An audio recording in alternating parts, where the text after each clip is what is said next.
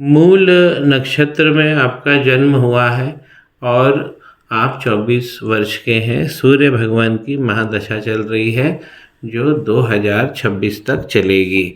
सूर्य जब भी छठे घर में बैठे हों तो हमको यहाँ पर इनको शक्ति देना चाहिए, क्योंकि सूर्य हमें ऋण, रोग, शत्रु इनसे तो बचा लेंगे, लेकिन सूर्य का इसमें जाना सरकारी नौकरी जैसे चीज़ के लिए जहां हम सरकार से बड़ा लाभ चाहते हैं, ये हमें कष्ट देते हैं।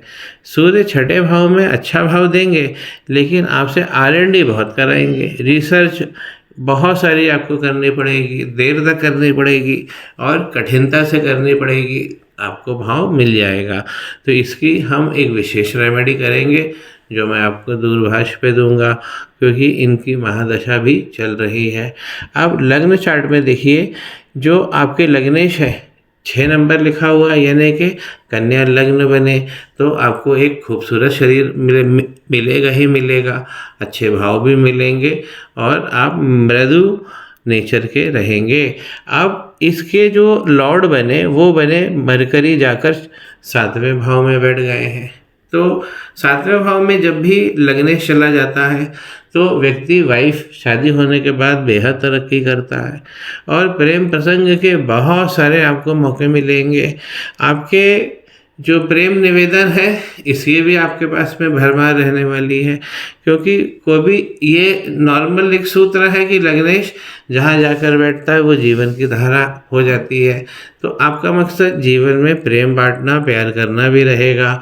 यहीं पे लग्नेश जो है, अगर अकेले मरकरी यहाँ पर बैठते हैं तो गड़बड़ माने जाते हैं, लेकिन यहीं पे देखिए इन्होंने लक्ष्मी नारायण योग बना लिया है शुक्र भगवान के साथ में।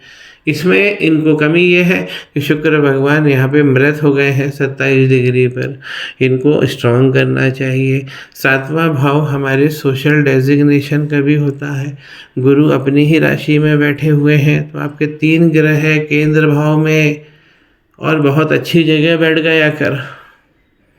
और आपके अगर 7वें भाव में मार्केश गुरु बनते भी हैं, क्योंकि 7वें भाव का स्वामी और अपनी ही राशि में बैठे हैं और उसमें लक्ष्मी नारायण योग लग गया है।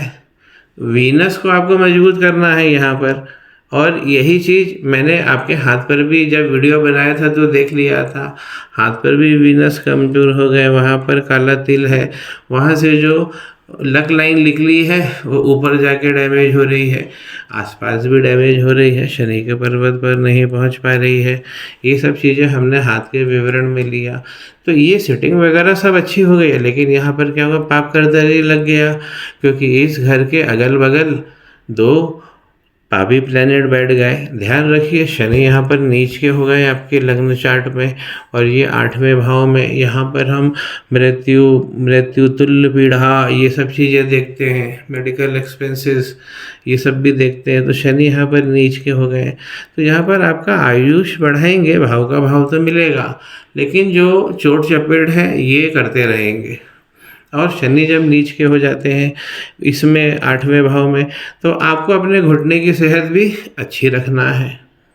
घुटने हालांकि हम 10वें भाव से देखते हैं, लेकिन यहाँ का भी जो प्लैनेट बनेगा 3 नंबर यहाँ पे लिखा हुआ है, यानी मिथुन राशि प्लैनेट बना मरकरी, वो भी जाकर जहाँ बैठा है तो वो भी क्या है, पाप करदरी में एक साथ आ गया है।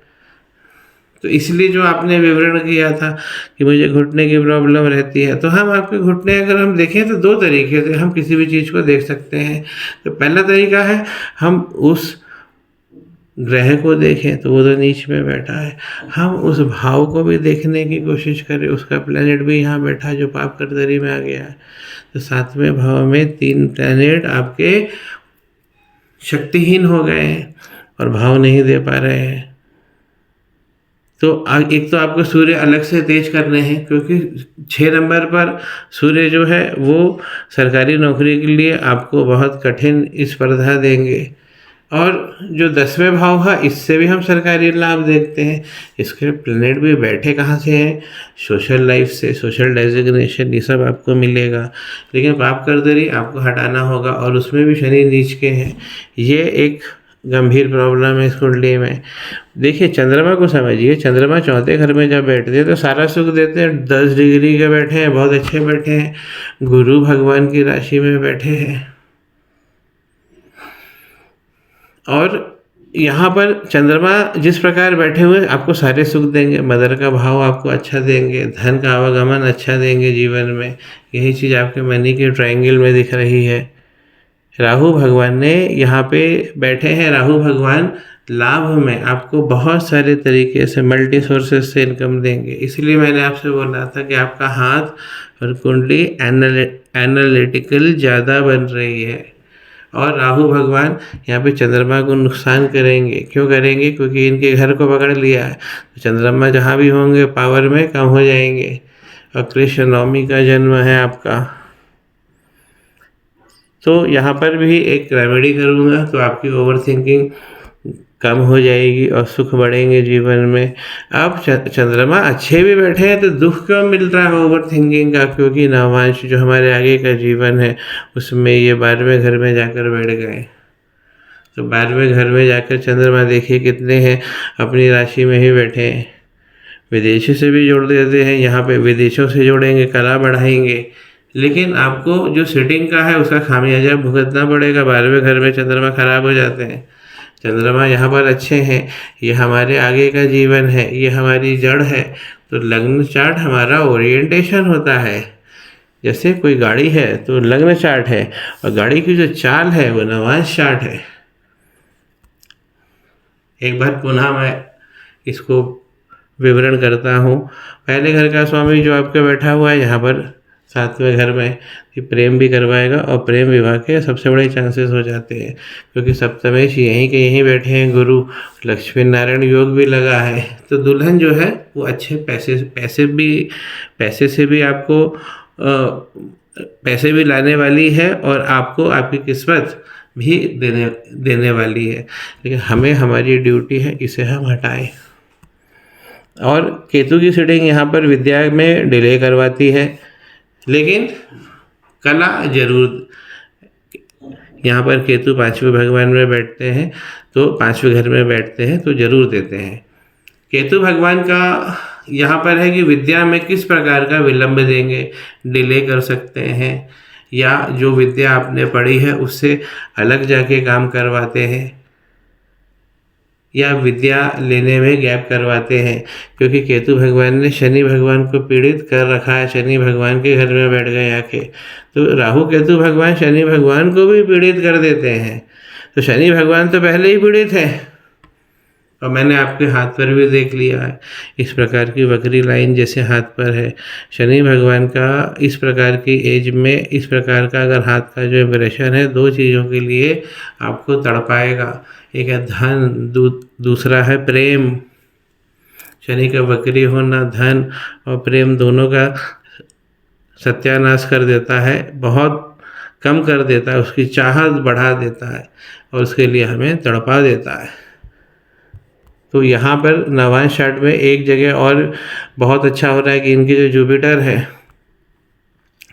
वो इनके बुद्धि के क्षेत्र पराक्रम में बैठे, बुद्धि को साथ लेके, तो ये भी बहुत अच्छा योग बन रहा है। गुरु का इसमें यहाँ पर नवांश में बैठना आपको सर्विस में निकाल देगा। बस जो आपको उपाय करने हैं वो स्ट्रांगली करिए। नवांश चार्ट में यहाँ पर अंगारक भी लगा हुआ है, ये 8वां घर खतरनाक होता है, तो यहाँ पर इनको रेमेडी करना चाहिए अंगारक की। राहु मंगल का कॉम्बिनेशन बहुत गड़बड़ होता है, ये हमारे सारे लक को जला देता है। फिर राहु भगवान का वीनस के साथ ये लंपट संयोग भी बनाता है, तो व्यक्ति को बदनामी भी लेकर आता है। लग्न चार्ट में एक जगह और है कि आप मांगलिक भी हो रहे हैं दूसरे घर से, और शनि और मंगल ये आमने सामने हैं, ये बहुत ज़्यादा विस्फोटक होते हैं। और फिर आप देखिए कि नवांश में जाकर राहु मंगल ऐसे बैठ गए हैं। सूर्य शनि भगवान कभी भी साथ में अच्छा भाव नहीं देंगे, व्यक्ति को दड़वाएंगे, 42 के बाद छोड़ेंगे। यही चीज़ हाथ में भी इंडिकेट हो रही है। तो 42 तक हम इंतज़ार थोड़ी ना करेंगे, हमें उपाय करने हैं। सूर्य शनि भगवान की कॉम्बिनेशन बहुत गलत होता है। तो कितना गलत होता है, हम किस प्रकार उसे विजिबल करेंगे? तो विजिबल करने के लिए हमने हाथ पे देख ही लिया है कि वहाँ पे बड़ा आइलैंड बन गया है और 2 पर्वत है, इतना चौड़ा बना हुआ है वो लंबा कि 2 पर्वतों को वो कंट्रोल कर रहा है। तो उस चीज़ को, उस नासुर को हमको निकालना है और सफलता का जो आयाम है उसको हमें कायम करना है।